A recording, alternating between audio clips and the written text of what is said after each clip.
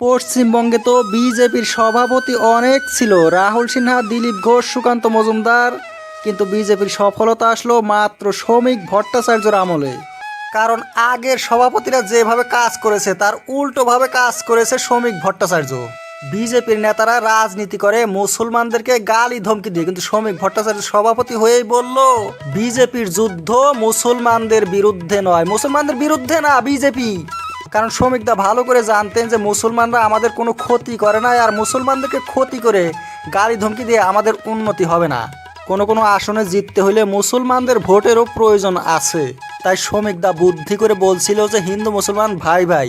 ভারতবর্ষে বসবাসকারী সবাই হিন্দু তো না, ভারতবর্ষে বসবাসকারী সবাই হিন্দু। হিন্দু হিন্দু ভাই ভাই মানে কি? এখানে যারা মুসলমান আছেন তারাও তো হিন্দু। আর ওই জন্য মুসলমানদের অনেক ভোট পেয়েছে আবার বিজেপি।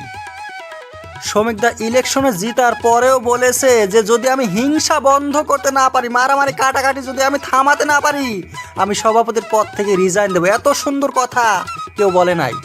এত সুন্দর বুদ্ধি করে প্ল্যান করে রাজনীতি করে শ্রমিকদা বিজেপিকে এনে দিল সফলতা।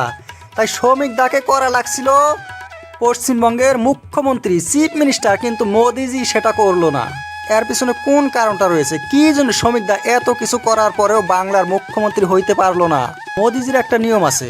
মোদিজির নিয়ম হলো যে নেতা যত বেশি মুখ খারাপ করতে পারবে, মুসলমানদেরকে যত যে নোংরা ভাষায় গালি দিতে পারবে, যার মুখ অভদ্র, সে মোদির কাছে একদম ক্লোজ হয়ে যাবে। বড় নেতা হইতে গেলে, কোনো চিফ মিনিস্টার হইতে গেলে মুখ খারাপ করতে হবে, আর ঝগড়া বিবাদের মধ্যেও 1 নম্বর হতে হবে। গলা দীঘা করে সব জায়গায় বলতে হবে মুসলমানদেরকে লাথি মারবো, দেশ থেকে ভাগিয়ে দিব, কাটবো, মারবো। বিজেপির এক নেতা বলেছিল যদি কোনো মুসলমান একটা হিন্দু মেয়েকে ধর্ষণ করে তাহলে আমরা হিন্দুরা 100টা মুসলিম মেয়েকে ধর্ষণ করব।